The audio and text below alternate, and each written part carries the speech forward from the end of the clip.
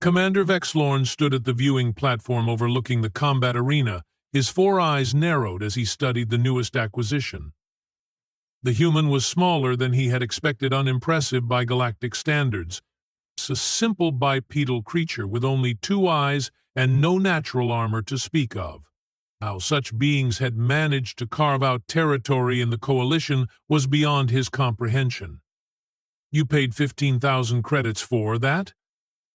First Officer Kaldrax clicked his mandibles in what passed for laughter among the Thresh-Ka. "The bookmakers are already setting odds at 20-1 against it surviving the first round." Vexlorn's upper mouth curled into a smile. "That's precisely why I bought it, my friend. The gambling operations alone will recoup my investment tenfold."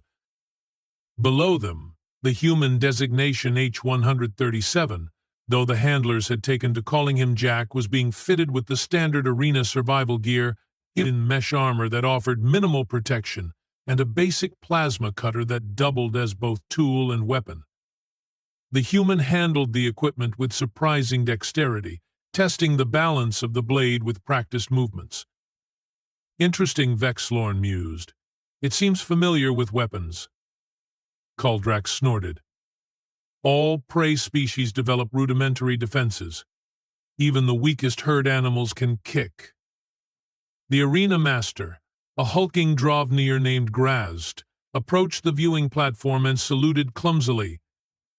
His species was known for brute strength, not grace. "Commander, preliminary tests show the human has above-average stamina for its size.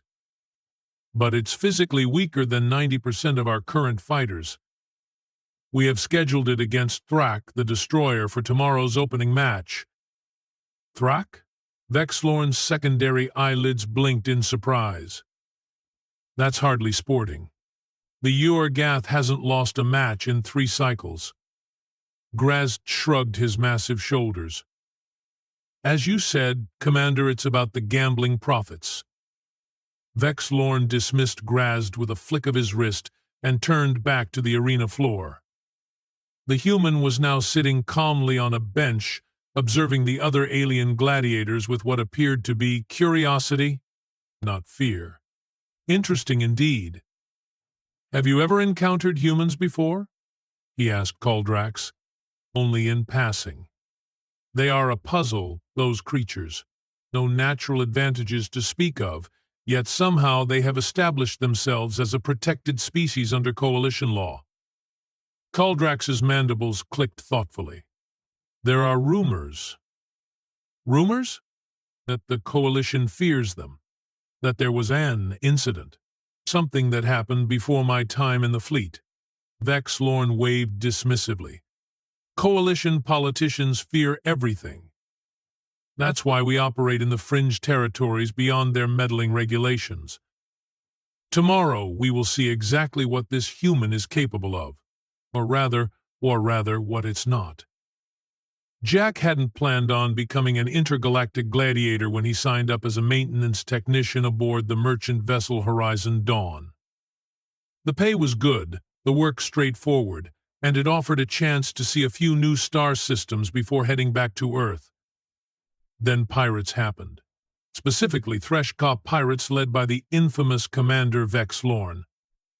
Now here he was, sitting in an alien fighting pit, surrounded by creatures that looked like they'd been designed by committee, if that committee consisted exclusively of horror film directors with unlimited budgets and questionable taste. "You, human." A gravelly voice pulled Jack from his thoughts.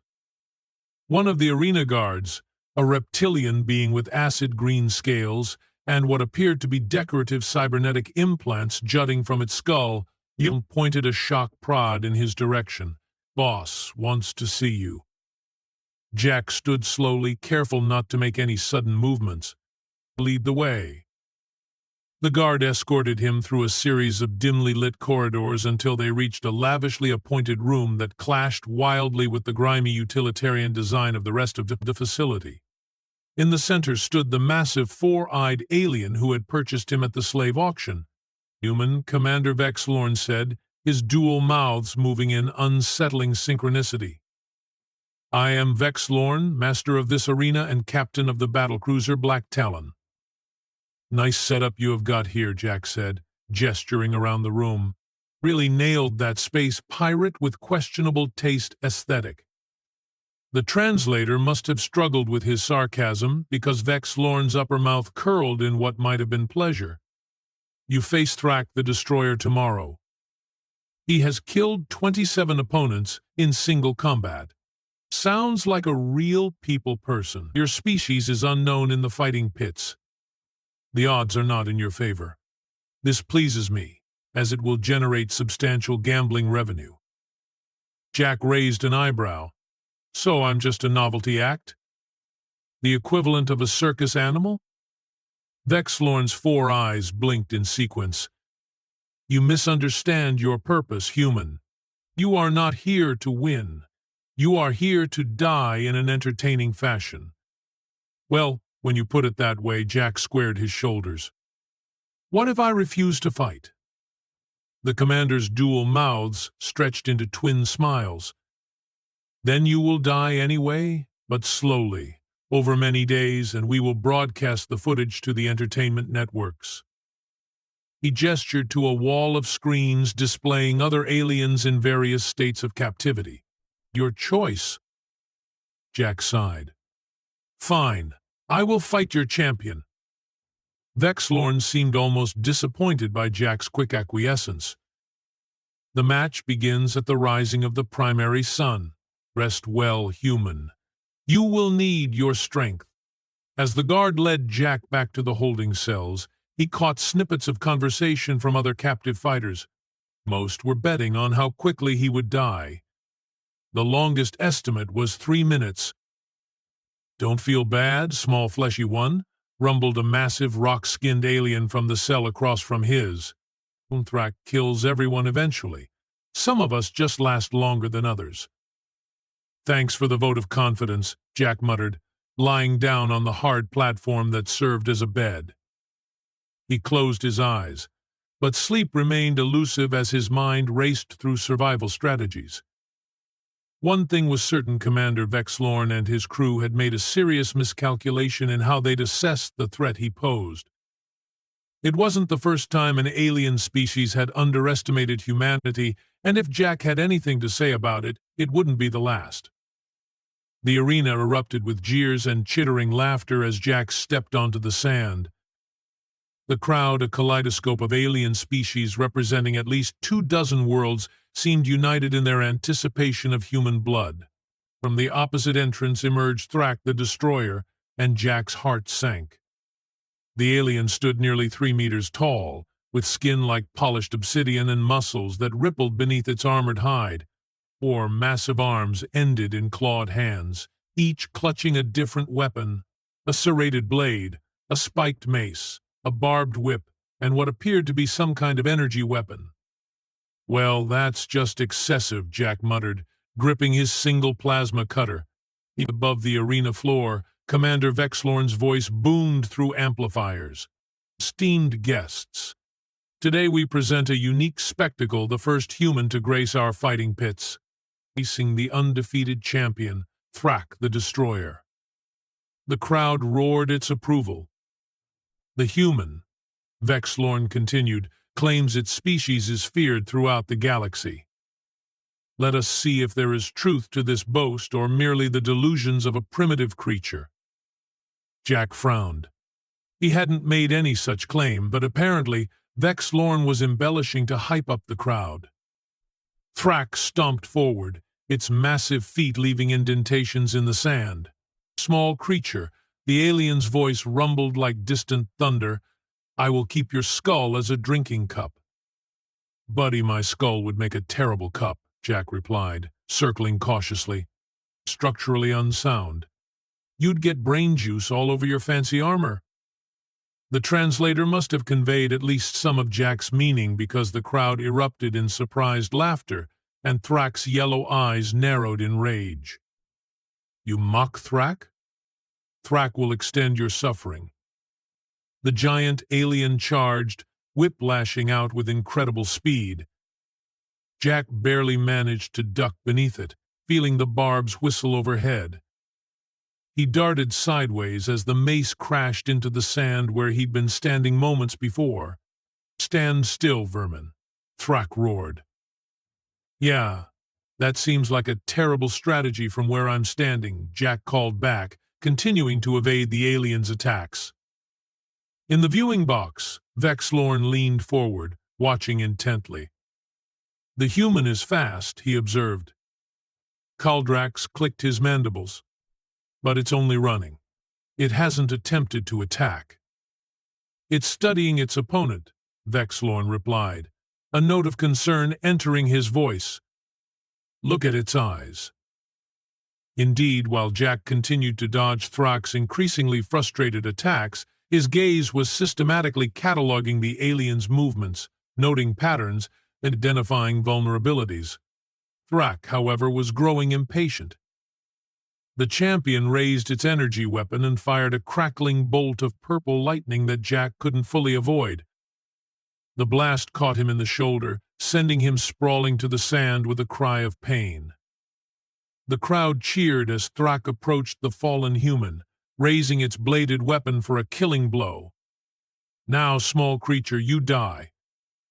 What happened next silenced the arena. Jack rolled aside from the descending blade and, in a fluid motion born of desperation and training, but slashed his plasma cutter across the inside of Thrak's knee joint, one of the few spots not covered by natural armor. The giant alien howled in pain and surprise, staggering as its leg threatened to give way.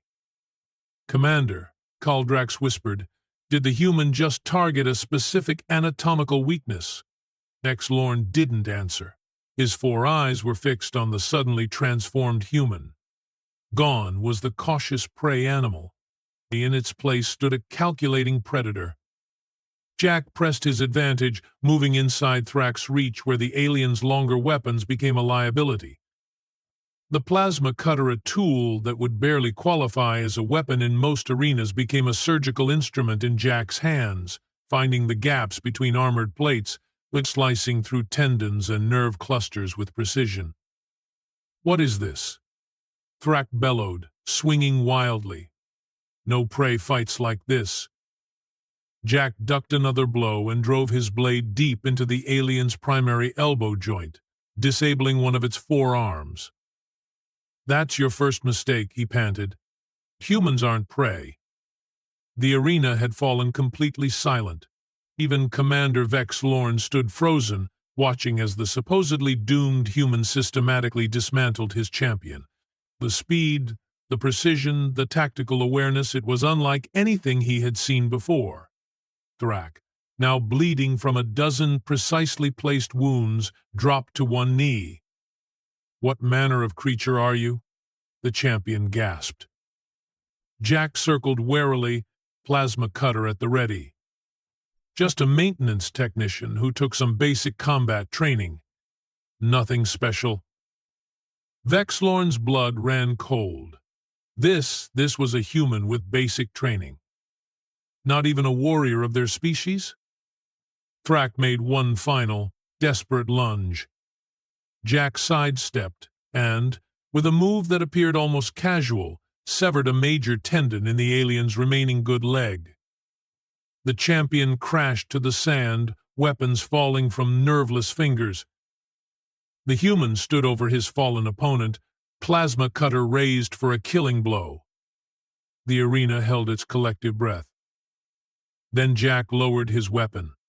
"I'm not killing anyone today," he announced, loud enough for the translator to broadcast to the stunned crowd. "Not even your champion." Commander Vexlorn found his voice at last. "Human. The rules demand you finish your opponent." Jack looked directly at the commander's viewing box, then changed the rules. A murmur ran through the crowd: shock, confusion, and something else. Respect. Respect. Vexlorn's mind raced. The human had not only defeated his champion but was now dictating terms. This was unprecedented. Yet there was something in the human's eyes, a cold certainty that suggested defying him would be unwise. "The human shows mercy," Vexlorn declared, attempting to salvage his authority. A novel concept in our arena. Thrak, the destroyer, will live to fight another day. Medical drones rushed to collect the fallen champion. Jack stood alone in the center of the arena, barely winded, as the crowd's stunned silence gradually gave way to scattered applause. In the commander's box, Kaldrax leaned close to his superior. With the rumors about humans, he whispered, perhaps they warrant further investigation. Vexlorn nodded slowly, his 4 eyes never leaving the human. Bring him to my quarters, he ordered. I believe we need to reassess our entertainment strategy. As Jack was escorted from the arena, the commander felt something he hadn't experienced in many cycles, a cold tendril of fear coiling in his gut. What exactly had he brought aboard his ship?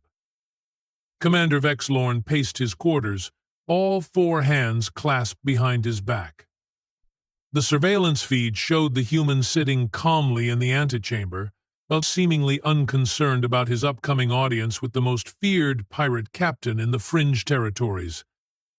Play it again, Vexlorn ordered. The holographic display flickered to life, showing Jack's battle with Thrak from multiple angles. The commander paused the footage at various points, studying the human's movements with growing unease. There, he pointed. Look at the precision. Each strike targets a specific vulnerability. This isn't random flailing. This is methodical. Kaldrax shifted uncomfortably. I have received some concerning information from my contacts in Coalition intelligence. Speak. Approximately 40 stellar cycles ago, a hegemony battle fleet encountered a small human colony on the edge of what was then unclaimed space.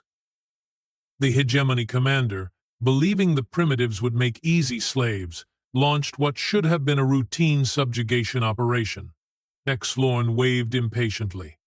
The hegemony no longer exists. What relevance is this ancient history? The hegemony no longer exists, Kaldrax repeated pointedly, because they attacked that human colony. A heavy silence fell over the room. Impossible, Vexlorn finally said. The hegemony controlled 300 star systems. They had technology far beyond what these humans possess. Corrected Kaldrax. When the human central government learned of the attack, they responded disproportionately. Within 2 stellar cycles, the hegemony had collapsed. Official records cite internal political strife, but my sources indicate otherwise. Vexlorn's secondary eyelids blinked rapidly as he processed this information. Why is this not common knowledge? The Coalition brokered a peace agreement. Part of that agreement was suppressing information about what actually happened. The humans agreed, apparently finding the arrangement amusing. Amusing? The destruction of an interstellar empire is amusing to them? Kaldrax's mandibles clicked anxiously. My source indicated that humans have a saying, fuck around and find out. The hegemony apparently found out. Vexlorn turned back to the surveillance feed. The human Jack was now examining a piece of alien artwork on the wall, hands clasped behind his back in a posture that eerily mirrored the commander's own. Bring him in, Vexlorn ordered, and double the guard detail. Jack entered Commander Vexlorn's quarters with the relaxed gait of someone touring a museum rather than a captive being summoned by his captor. The room was ostentatious, clearly designed to intimidate visitors with its collection of trophies and weapons from across the galaxy. Nice place, Jack commented, nodding toward a particularly ornate energy weapon mounted on the wall. That a Trevisian particle disruptor? Thought those were prohibited under Coalition law. Vexlorn's 4 eyes narrowed. You recognize advanced weapons technology. Just a hobby, Jack shrugged. I like to know how things work. Sit, the commander ordered, gesturing to a chair designed for a physiology quite different from human. Jack perched awkwardly on the edge of the seat.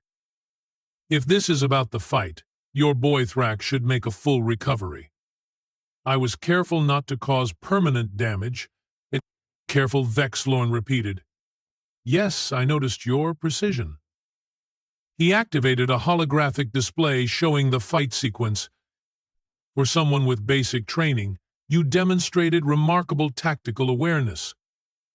When you have only got one life, you tend to pay attention, Jack replied. The commander leaned forward. What is your actual function in human society? Are you a specialized warrior? Jack laughed. Me? No way. Like I said, I'm a maintenance tech. Fix things that break things that need fixing.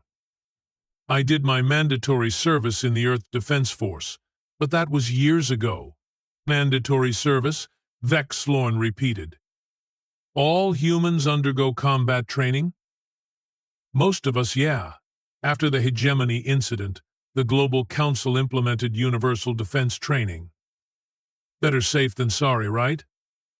Vexlorn exchanged a look with Caldrax. So even the weakest among you is trained to fight. I wouldn't say I'm the weakest, Jack objected, but I'm definitely nothing special. You should see our actual soldiers. He smiled, but there was something predatory in the expression that made several of the guards shift nervously.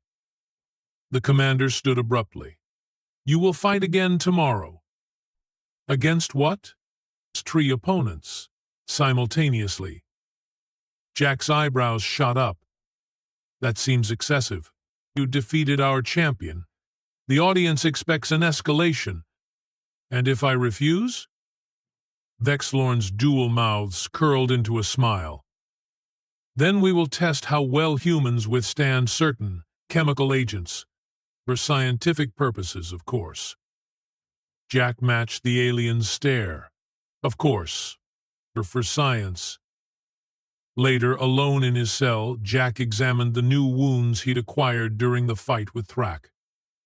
Nothing serious, but the energy weapon had left an angry burn across his shoulder that would need attention. East human. Jack looked up to see a small, willowy alien with iridescent skin peering at him from the adjacent cell. You can call me Jack.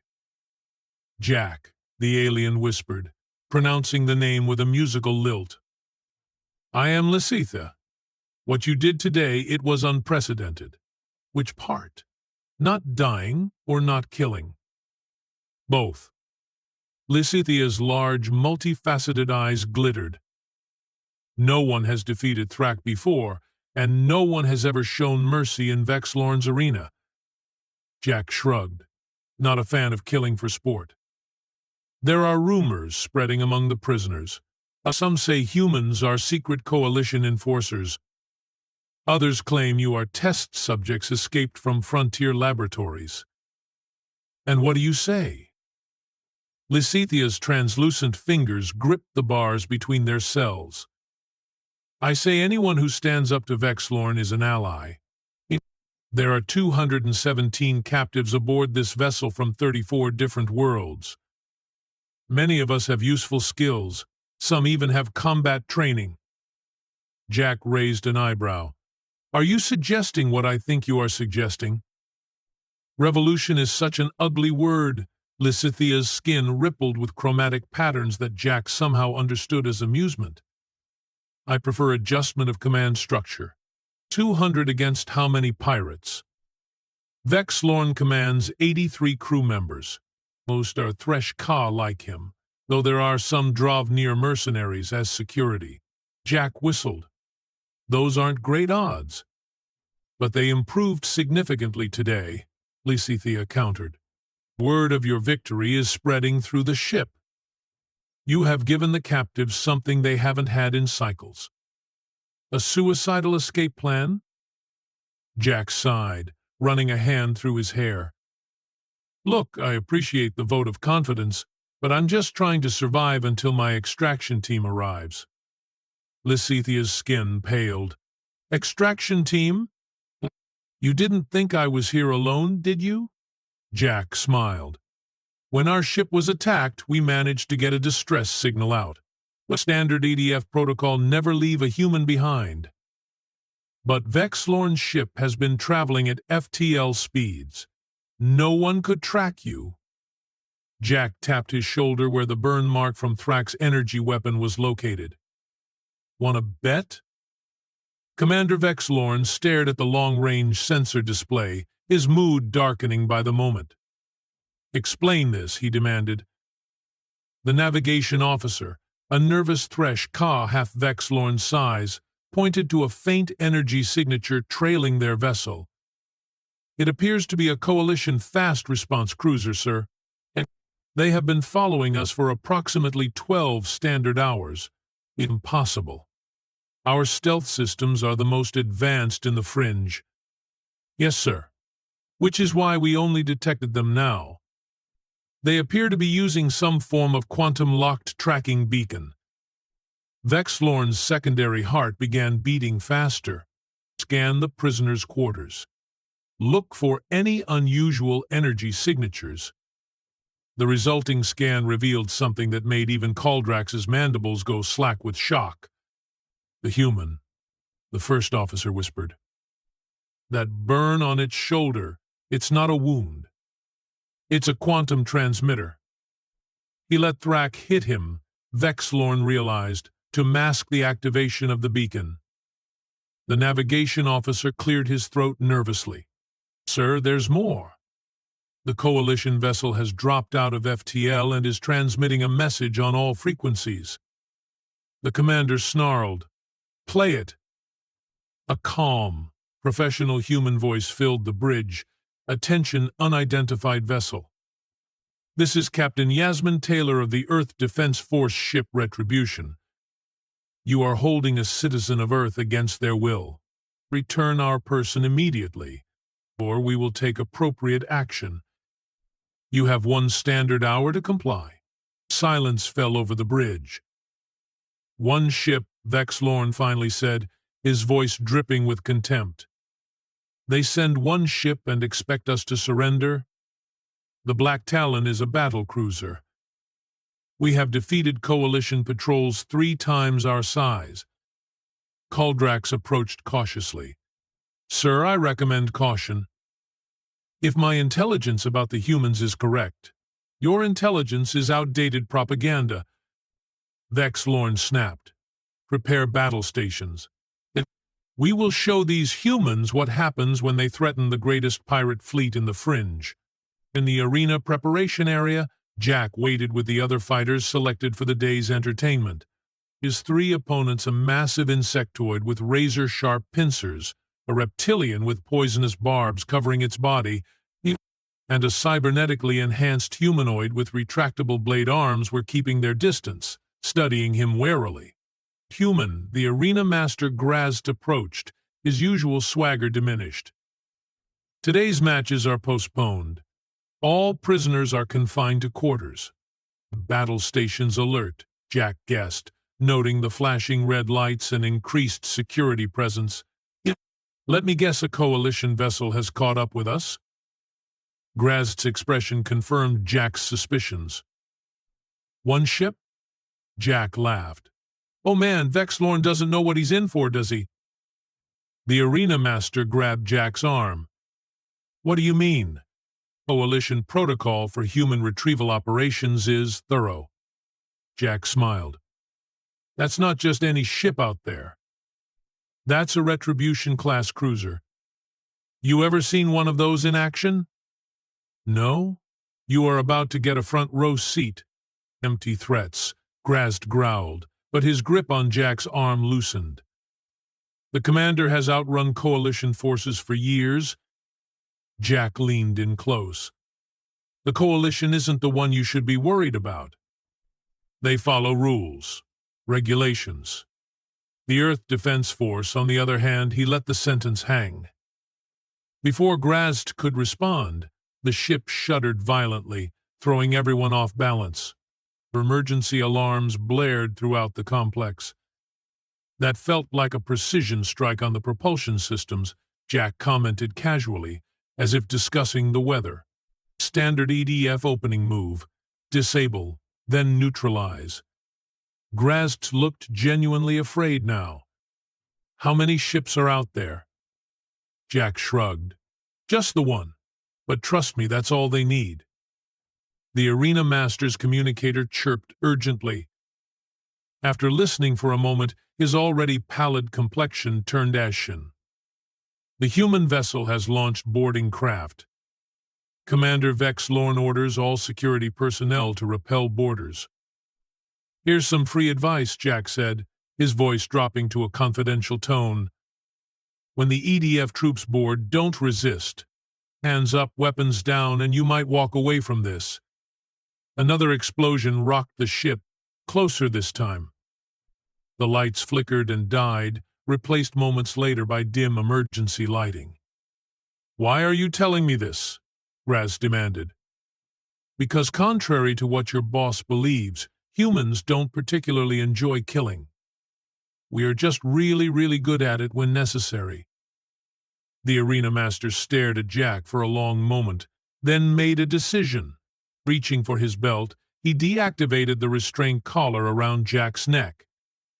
"The command center is 2 levels up, Section Delta 9, Grast said quietly. "The prisoner control systems are located there." Jack raised an eyebrow. "Having second thoughts about your career choices?" "I'm a sports promoter, not a soldier," Grast replied. "I know when the odds have shifted." Commander Vexlorn watched in disbelief as the human vessel systematically disabled his ship's weapons systems with surgical precision. Each shot from the Coalition cruiser targeted a specific vulnerability with devastating effect. "How are they doing this?" he demanded. "Our shield frequencies are randomized. Our weapons emplacements are concealed." Kaldrax, monitoring the damage reports, looked up grimly. "Sir, they appear to have complete schematics of our vessel. Their targeting is too precise for guesswork. Impossible. The Black Talon's design is unique." "Not entirely," came a familiar voice from the bridge entrance. Vexlorn spun around to find Jack standing there, flanked by Lysithia and several other former prisoners. "You." The commander snarled, reaching for his sidearm. "I wouldn't," Jack warned. "My friends outside have weapon locks on this command center. One wrong move, and they will ventilate this whole section." Vexlorn froze. "How did you escape?" "Where are my guards?" "Your guards made the wise choice to surrender." "As for how I escaped," Jack nodded toward the arena master, who stood nervously behind several armed prisoners. "Let's just say your employee benefits package isn't competitive enough." "Traitor." Vexlorn spat. Jack took a step forward. "Here's what's going to happen. You are going to order your remaining crew to stand down. All prisoners will be released and evacuated to the Coalition vessel. Then you and I are going to have a nice chat about the other ships in your fleet that are currently engaged in slave trading. And if I refuse? Then Captain Taylor out there gets to test some new weapons systems that, frankly, haven't been fully safety certified yet." Jack smiled pleasantly. The demonstration would be very educational, though extremely brief. Vexlorn's 4 eyes darted from Jack to the view screen showing the Coalition vessel, its weapons arrays glowing with charged energy. "You are bluffing," the commander said, but his voice lacked conviction. "The Coalition follows strict rules of engagement. They wouldn't fire on a disabled vessel." "The Coalition might not," Jack agreed. "But this isn't a Coalition mission. This is an Earth Defense Force recovery operation, different playbook entirely." As if to emphasize his point, another precision strike hit the ship, this one targeting the long-range communication array. The message was clear: no calling for reinforcements. Vexlorn's shoulders slumped in defeat. How did one primitive species become so formidable?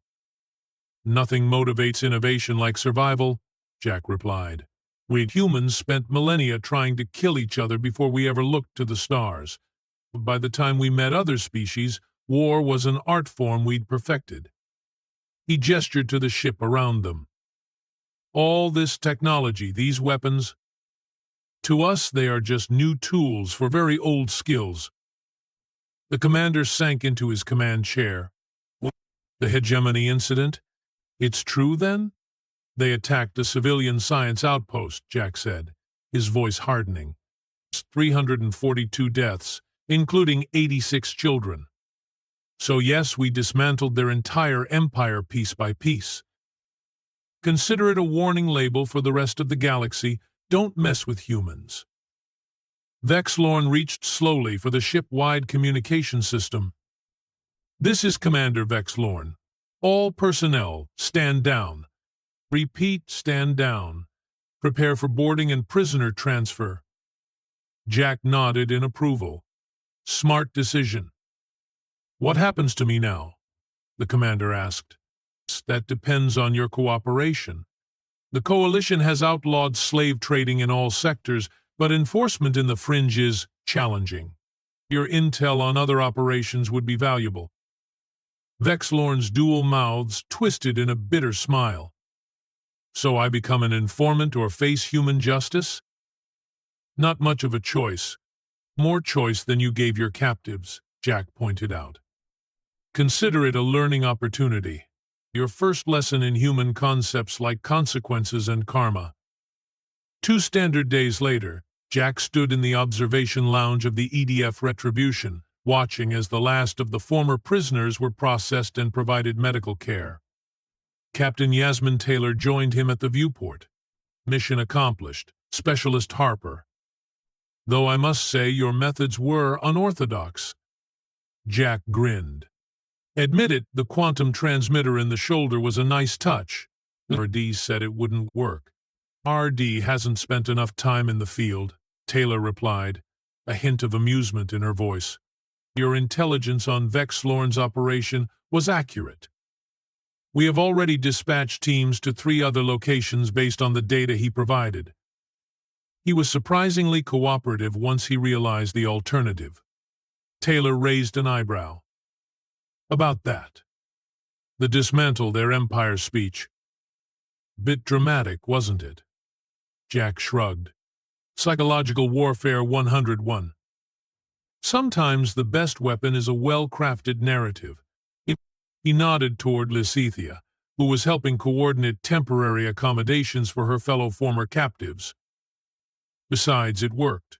217 captives freed without firing a single shot at the command center. And the rest of Vexlorn's fleet? Currently scattering to the far reaches of the fringe, if the communications we intercepted are accurate. Amazing how quickly a fearsome reputation can collapse. Captain Taylor studied him thoughtfully. You know, Intelligence Division has been trying to recruit you for years. This operation proves you have a knack for it. And give up the glamorous life of a maintenance technician? Perish the thought. Jack smiled. Although I must admit, going undercover as a gladiator had its moments, such as nearly being killed by a 4-armed alien champion. I had it under control. Taylor snorted. Of course you did. She handed him a data pad. Your official debriefing is scheduled for when we reach Proxima Station. Until then, get some rest. As the captain departed, Lysithea approached. Her iridescent skin shimmered with patterns that Jack had come to recognize as gratitude. Ambassador Harper, she said softly, using his actual title.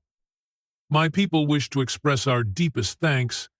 Already, 17 species represented among the former captives have requested formal diplomatic relations with Earth. Jack winced. Let's keep the ambassador thing between us for now. The whole point of these deep cover operations is maintaining plausible deniability. Of course, Lysithea agreed.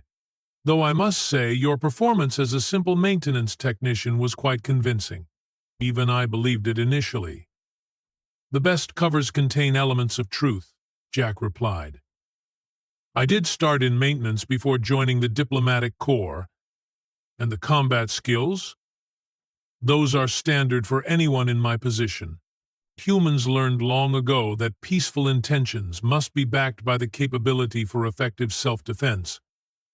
Lysithea's skin rippled with chromatic patterns expressing what might have been amusement. the paradox that many species find difficult to reconcile. Yet it served us well, Jack said, gazing out at the stars. The coalition feared our potential for violence, so we became diplomats. Vexlorn underestimated that same potential, so we became warriors. He smiled wryly. Adaptability, humanity's true superpower. And what will you become next, I wonder? Lysithea mused. Jack's expression turned thoughtful as he watched the former gladiators, beings from dozens of worlds who had formed unlikely bonds in captivity, mingling with the human crew. Bridges, I hope, he said finally. Between worlds, cultures, species? The galaxy is too vast and too wondrous for its inhabitants to remain divided by fear and misunderstanding. A noble aspiration, Lysithea observed, for a species with such a fearsome reputation. That's the final lesson Vexlorn failed to learn, Jack replied. Humans aren't inherently aggressive or peaceful. We are whatever we need to be to survive and thrive. He gestured to the diverse gathering. And increasingly, what we need to be is connected to the wider galactic community. As the Retribution jumped to FTL, carrying its unique cargo of former enemies now turned potential allies, Jack couldn't help but smile at the irony. Commander Vexlorn had purchased a human gladiator, expecting a brief spectacle of alien blood for the entertainment of his patrons.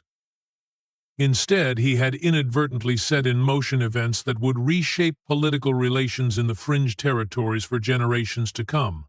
Some might call it cosmic justice. Jack preferred to think of it as a particularly satisfying plot twist. After all, if humanity had learned anything since joining the galactic community, it was that sometimes the most effective weapons weren't weapons at all, but stories, the ones they told about themselves and the ones others told about them.